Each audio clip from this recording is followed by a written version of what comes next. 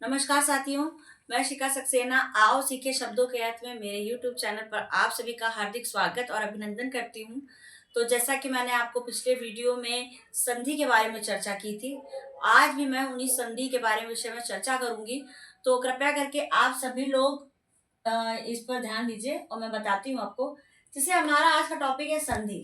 स्वर संधि मैं आपको पहले बता चुकी थी पिछले वीडियो में, लेकिन फिर भी मैं आपको रिमाइंड कराने के लिए बता देती हूँ। स्वर संधि वह संधि होती है जो दो स्वरों के मेल करने से जो विकार उत्पन्न होता है, जो परिवर्तन आता है, वह हमारी स्वर संधि कहलाती है। और स्वर संधि के बच्चों भेद कितने होते हैं? 5 भेद होते हैं। पहला होता है दीर्घ संधि, दूसरा होता है गुण संधि, तीसरा होता है अयादि संधि, चौथा होता है यड़ संधि, पांचवी होती है वृद्धि संधि। ठीक है, यानी दीर्घ, गुण, वृद्धि, यड़, अयादि। ठीक है, यानी 5 भेद होते हैं। स्वर संधि के कितने भेद होते हैं दोस्तों? 5 होते हैं। ठीक है, अब 5 में पहले हम आज बात करेंगे दीर्घ संधि और गुण संधि की। अगर मैं आप लोगों को एक दिन में सारे संधियां बता दूं तो आप कंफ्यूज हो जाएंगे, इसलिए मैंने सोचा कि पहले पहले एक या दो संधि पहले हम लोग डिस्क्राइब करते हैं। जैसे दीर्घ संधि क्या है और गुण संधि क्या है, ये मैं आपके लिए आज लेके आई हूँ। दीर्घ संधि में मैंने लिखा है अ ई उ के पश्चात क्रमशः अ ई उ आए। ठीक है, देखिए हस्व या दीर्घ स्वर जैसे हमारा है आ, अ ई उ के पश्चात फिर आ जाए अ ई उ, यानी ये स्वरों के बाद फिर ये स्वर आते हैं और उसके बाद दोनों मिलकर क्रमशः क्या हो जाते हैं? ये और ये आ मिलके हो जाएगा बड़ा। ठीक है, यानी आ, ई और ई मिलके हो जाएगी बड़ी ई, ऊ और ऊ मिलके हो जाएगा बड़ा ऊ। ठीक है, यानी आ ई ऊ हो जाता है, वह हमारी दीर्घ संधि होती है। यानी दीर्घ संधि का क्या मतलब है कि बड़ा हो गया। दीर्घ से ही आपको पता चल रहा होगा दोस्तों, दीर्घ का मतलब ही होता है कि बड़ा। ठीक है, तो इसी से समझ जाइएगा कि अ का आ, ई का ई, उ का उ हो गया। तो इसके कुछ एग्जाम्पल मैंने यहाँ पे उदाहरण जो है आपके लिए लेके आई हूँ।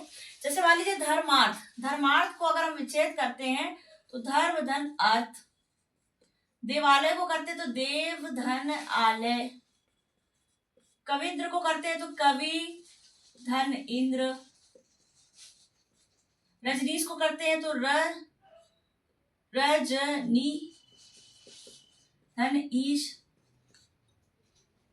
भानुदय का करते हैं तो भानु धन उदय। ठीक है, अब यहाँ पे देखिए कि धर्म धन अर्थ, तो धर्म में अ और यहाँ भी अ है, तो अ और आ मिलके हो गया आ, यानी हो गया धर्मार्थ। ठीक है, इसी तरीके से देव में भी देखिए वा में अ आ रहा है और ये भी आपका आ है, तो यहाँ पे बड़ा हो या छोटा, छोटा बड़ा मिलके भी बड़ा हो जाएंगे, तो ये हो जाएगा देवालय। और कविंद्र में भी देखिए आप यहाँ पे ये हमारी छोटी ई की मात्रा है, ये भी छोटी ई है, यानी ई और ई मिलकर क्या हो जाते हैं, हमने आपको बताया था बड़ी ई हो जाता है, तो क्या हो गया कविंद्र।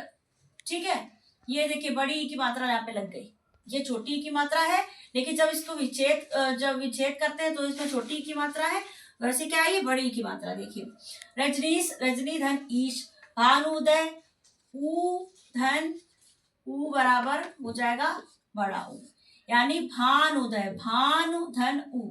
ठीक है, तो भानुदय यहाँ पे क्या हो गया, बड़े ऊ की मात्रा आ गई। यानी कुछ नहीं करना है, बस इस फॉर्मूला को चलते हुए देखना है और संधि को पहचानना है। अब आ जाते हैं गुण संधि के बारे में। गुण संधि क्या होती है, जब ध्यान से सुनिएगा, बहुत ही सरल है, जितना हम लोग संधि को कठिन समझते हैं उतना संधि होती नहीं है।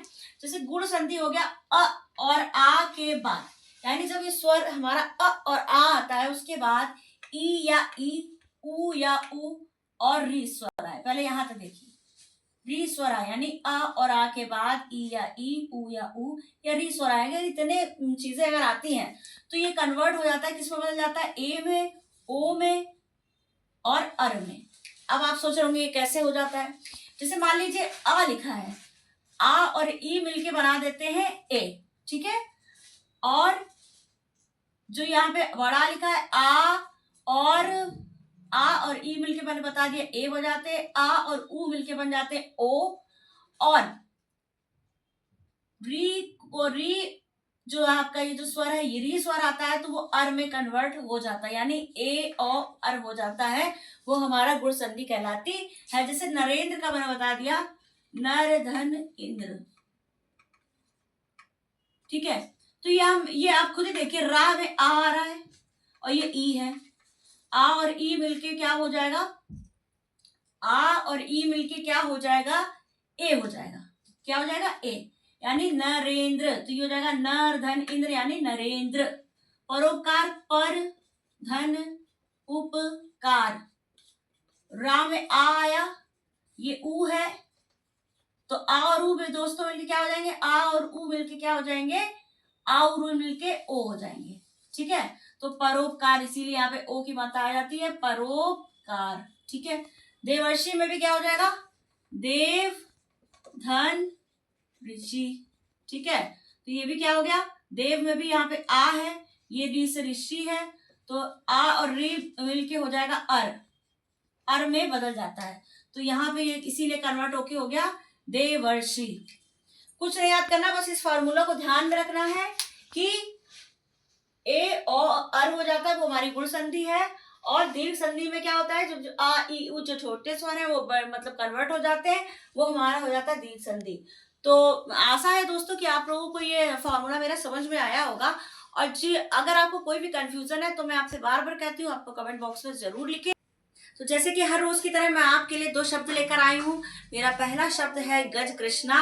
गज कृष्णा का मतलब होता है बड़ी पीपल, और दूसरा मेरा शब्द है गगन सिंधु, जिसको हम लोग कहते हैं आकाश गंगा या मंदाकिनी। तो इन्हीं शब्दों के साथ मैं आपसे आग्रह लेना चाहूंगी, अनुमति चाहती हूँ कि मुझे विदा लेने के लिए। तो कल के लिए मैं फिर से आप लोगों के लिए इसी संडे टॉपिक को लेके आऊंगी। तब तक के लिए नमस्कार।